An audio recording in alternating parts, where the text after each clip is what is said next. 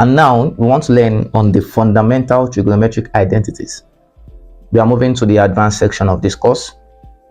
To understand this section properly, we have to take a quick recap on what we have learned so far. So in our first lesson video, we learned on how to convert from degrees to radian and also from radians to degree. And we use this conversion line of 2 pi radian is equals to 360 degrees. Moving on, we learned about the quadrants. We have the first quadrant, the second quadrant, the third quadrant, and the fourth quadrant. And we understand that the trigonometric ratios which are gotten by SOHCAHTOA, okay, that SOHCAHTOA means opposite over hypotenuse, CAH means adjacent over hypotenuse, tan means opposite over adjacent. That in the first quadrant, all trigonometric ratios are positive. In the second quadrant, only sine is positive. In the third quadrant, only tangent is positive. And in the fourth quadrant, only cosine is positive. Now, we move forward and using the trigonometric ratios in a right angle triangle, we learned about the Pythagoras theorem. If we have A, B, and C, that the hypotenuse squared is equals to the opposite squared plus the adjacent squared. Hypotenuse squared is equals to opposite squared plus adjacent squared. Now, after we learned all this, we also learned about the special angles. Special angles. And moving on from 0 to 360 degrees, we learned about the inverse trigonometric functions. And in the inverse trigonometric functions, we have that if we have sine x is equals to A, x will be arc sine of A. Similarly, if you have cos y to be equals to B, y will be arc cos of B. And if you have tan, let's call that z to be equals to C, then z will be arc tan of C. Now, after we learned about the inverse trigonometric function, we move further to learn the reciprocal trigonometric function. In the reciprocal trigonometric function, we learned of cosec theta, sec theta or secant theta, and cotangent theta or tan theta, where cosec theta is equals to 1 over sine theta, cosec theta is 1 over cos theta, and cot theta is 1 over tan theta. And we have established the fact that tan theta is equals to sine theta divided by cos theta. So if you substitute this into tan theta here, we will have that 1 over sine theta divided by cos theta, and this will result into cos theta divided by sine theta. Now let's move on proper to how to evaluate or derive the fundamental trigonometric identities. There are 3 in number, so let's begin with the first one. To fully derive all these expressions, we are going to use a right angle triangle labeled A, B, C. Right angle that's C, then we label the hypotenuse to be C. If we have angle theta, the opposite is B, and the adjacent is A. Now, what is sine theta? What is cos theta? Sine theta is equals to opposite over hypotenuse. The opposite is B, the hypotenuse is C, and the adjacent is A. Sine theta opposite over hypotenuse, which will be B over C. Cos theta, which is adjacent over hypotenuse, will be A over C. Now, using Pythagoras theorem that states that the hypotenuse squared is equals to the opposite squared plus adjacent squared, we have that C squared is equals to B squared plus A squared. Now, if we divide all through by C squared, dividing all through by C squared divided by C squared will give you 1.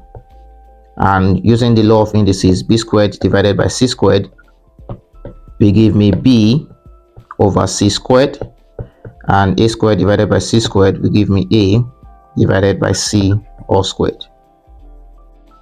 Now all that is now left is just to make our substitution. If you recall, what is sine theta? Sine theta is b over c, so this will be sine theta all squared. Moving on, what is cos theta?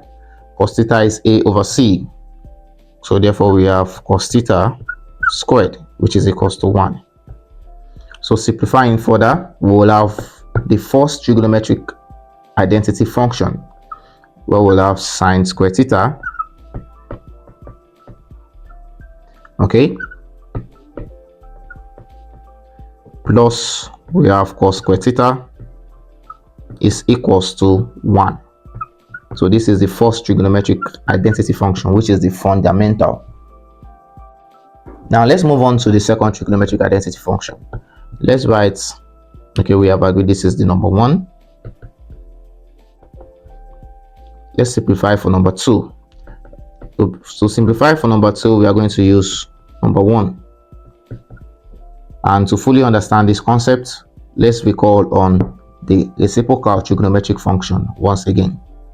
In reciprocal trigonometric function, we have cosec theta, we have sec theta, and we also have cot theta. Cosec theta is 1 over sine theta, sec theta is 1 over cos theta, and cot theta is 1 over tan theta. We have an expression for tan theta. Tan theta is equals to sine theta divided by cos theta. So to do this, we just make our substitution here, and we'll have 1 over tan theta to be equals to 1 over sine theta divided by cos theta.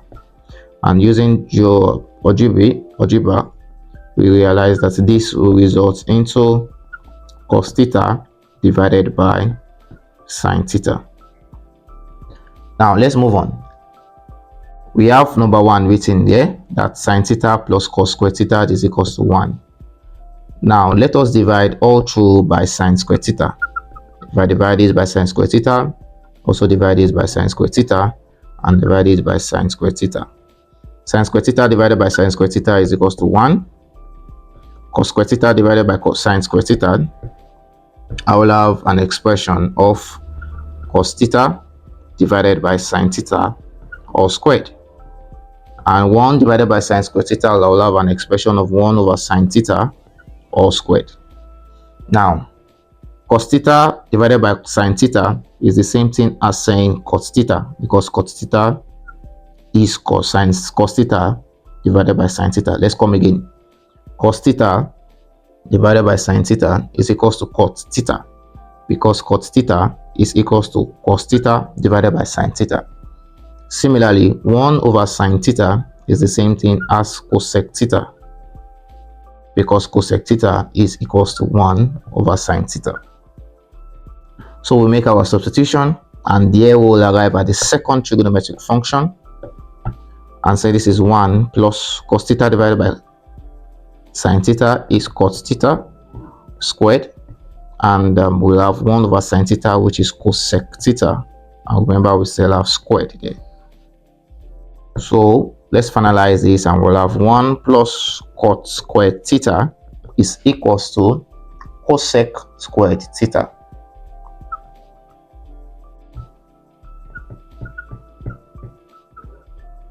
So this is the second trigonometric function. And now let's move to the final trigonometric function. That's number 3. To do this also, we call the first one, which is sine theta plus cos squared theta is equals to 1. Sine squared theta plus cos squared theta is equals to 1.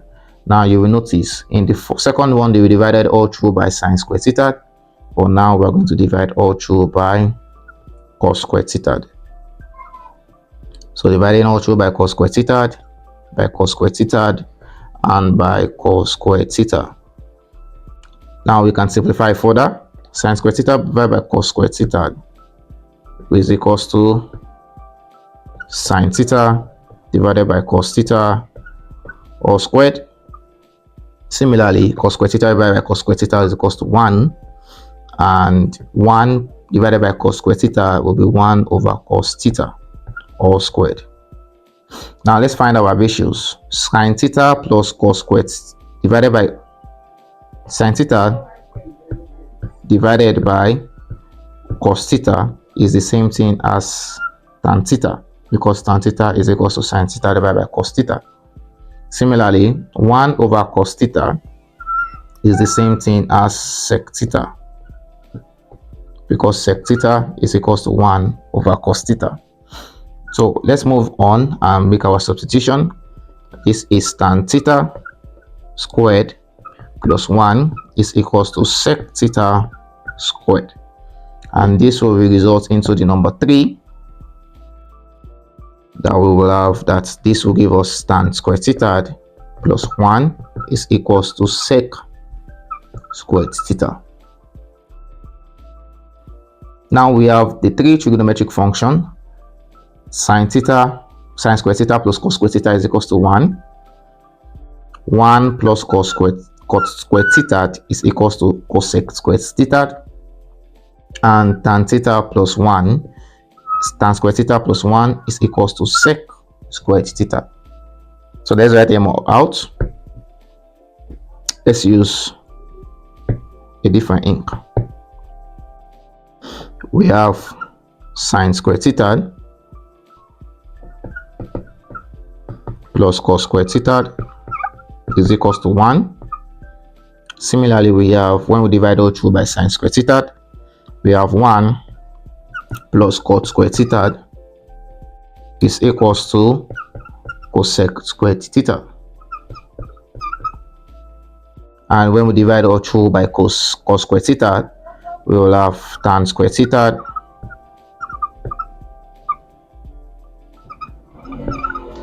plus 1 is equals to sec squared theta. So these are the 3 fundamental trigonometric identities, and we will use this when we are simplifying trigonometric expressions.